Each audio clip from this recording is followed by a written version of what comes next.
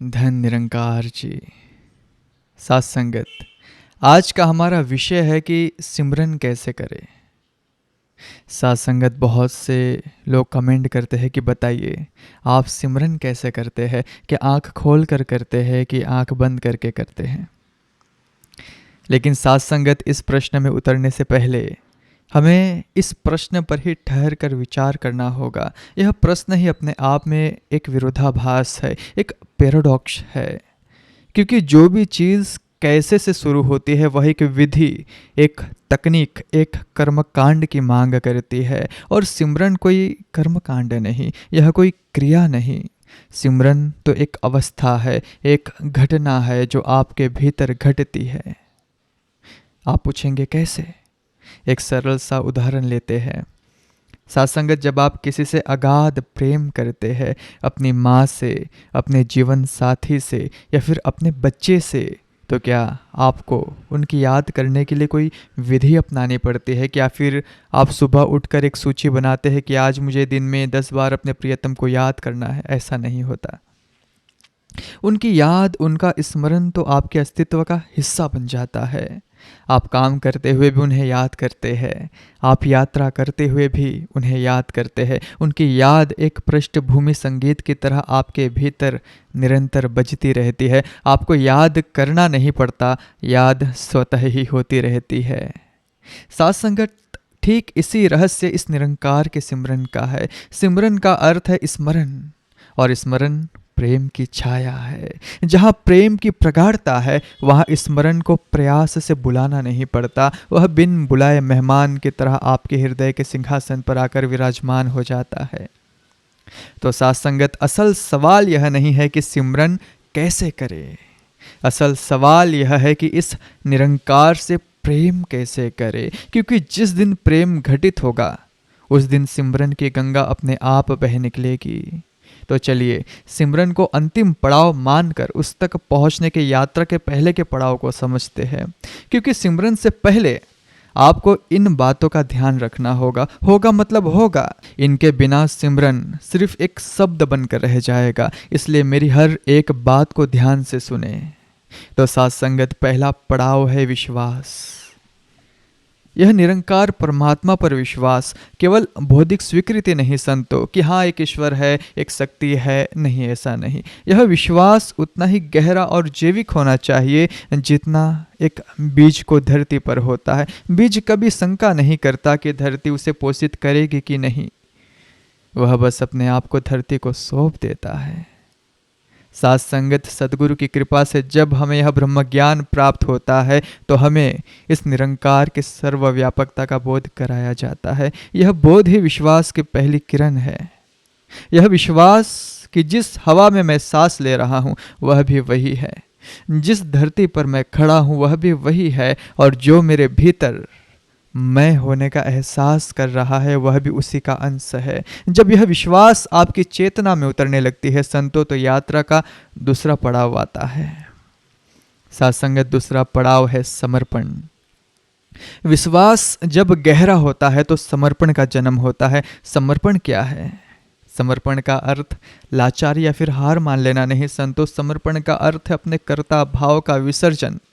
मैं कर रहा हूं, मैंने किया, मुझे करना है, इस मैं को उस विराट सत्ता के चरणों में रख देना ही समर्पण है। साथ संगत, जैसे एक नदी सागर से मिलने के लिए यात्रा करती है, वह अपने किनारों को बनाने की कोशिश नहीं करती। वह अपना रास्ता बनाने के लिए संघर्ष नहीं करती। वह बस बहती है और गुरुत्वाकर्षण उसे सहज ही सागर तक ले जाता है। समर्पण का अर्थ है जीवन के प्रवाह के साथ बहना, इस विश्वास के साथ कि यह निरंकार रूपी सागर मुझे अपनी ओर खींच ही रहा है। साथ संगत, श्रीमद् भगवत गीता में भगवान कृष्ण कहते हैं, सर्वधर्मान परित्यज्य मामेकं शरणं व्रजः अहम त्वं सर्व पापोभ्यो मोक्षयिष्यामि मा शुचा। अर्थात सब कुछ त्याग कर केवल एक मेरी शरण में आ जाओ। साथ संगत, यह शरण में आना ही तो समर्पण है। जब आप अपने छोटे से मैं को समर्पित कर देते हैं तो आप उस विराट का हिस्सा बन जाते हैं। जैसे एक बूंद सागर में मिलकर सागर हो जाती है और साथ संगत, जब यह समर्पण घटित होता है तब एक अभूतपूर्व घटना घटती है। वहाँ से जन्म होता है भक्ति का, प्रेम का। सत्संगत यह कोई भक्ति क्रिया नहीं, यह मंदिरों में जाकर घंटियां बजाने या फिर विशेष समय पर पूजा पाठ करना मात्र नहीं है। भक्ति एक जीवन शैली है। जब आप अपना जीवन पूरी तरह परमात्मा को समर्पित कर देते हैं तो आपका पूरा अस्तित्व ही प्रार्थना बन जाता है। आपका सांस लेना प्रार्थना है, आपका चलना प्रार्थना है, आपका हर कर्म उस निरंकार को एक भेंट बन जाता है। फिर आप भक्ति करते नहीं, आप भक्त हो जाते हैं 24 घंटे। जैसे कबीर ने कहा, लाली मेरे लाल की जित देखूं तित लाल, लाली देखन मैं गई मैं भी हो गई लाल। सत्संगत, जब आप हर जगह उस निरंकार के रंग को देखने लगते हैं तो आप खुद भी उसी रंग में रंग जाते हैं। यही भक्ति की पराकाष्ठा है, यही प्रेम का शिखर है। और जब कोई इस प्रेम के शिखर पर पहुंचता है तब सिमरन करना नहीं पड़ता। तब सिमरन एक श्वास की तरह, एक धड़कन की तरह आपके भीतर अखंड रूप से चलने लगता है। तो साथ संगत, अब प्रश्न यह उठता है कि जब यह अवस्था घटित होती है, जब प्रेम अपनी पराकाष्ठा पर होता है, तब स्मरण की, सिमरन की इस धारा कैसे अखंड बहती है? यह होता कैसे? क्या यह एक मानसिक जाप है या फिर उससे भी कुछ गहरा है? इसे समझने के लिए हमें करने और होने के भेद को समझना होगा। साथ संगत, जब तक आप सिमरन को एक क्रिया समझते हैं तब तक आप उसे करेंगे, और जो कुछ भी आप प्रयास से करेंगे उसमें द्वैत होगा। एक आप जो कर रहा है और एक सिमरन जो किया जा रहा है। इस करने में तनाव है, प्रयास है, और जब प्रयास थक जाएगा तो क्रिया रुक जाएगी। इसलिए लोग कहते हैं मैं सिमरन में बैठा पर मेरा मन भटक गया। मन तो भटकेगा ही, क्योंकि आपने मन को एक काम पर लगाया है और मन का स्वभाव ही है एक काम से दूसरे काम पर कूदना।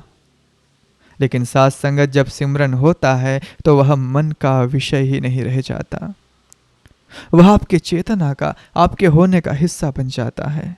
यह एक मानसिक जाप नहीं संतो, एक अस्तित्वगत एहसास है। यह साक्षी भाव है। क्या है साक्षी भाव? साथ संगत, यह आपके भीतर एक ऐसी चेतना का जागरण है जो निरंतर इस निरंकार की उपस्थिति के प्रति सजग है। यह है सहज सिमरन। यह तो ही निरंकार का मंत्र केवल ओठों से नहीं बल्कि आपके पूरे अस्तित्व से ध्वनित होने लगता है। आपके कर्म, आपके विचार, आपकी भावनाएं, सब कुछ उसी एक के केंद्र के अंदर से जुड़ जाता है। सत्संगत, संत दादू कहते हैं कि सुमिरन ऐसा कीजिए खरे निशाने चोट, मन ईश्वर में लीन हो जो सरकंडे की कोट। अर्थात स्मरण ऐसा हो जो सीधा निशाने पर लगे, मन ईश्वर में ऐसे विलीन हो जाए जैसे एक छोटा सरकंडा जो घास में बड़े से झुंड में छुपकर अदृश्य हो जाता है। आपका छोटा मैं, आपका मन उस विराट निरंकार में विलीन हो जाता है। फिर कौन करेगा सिमरन?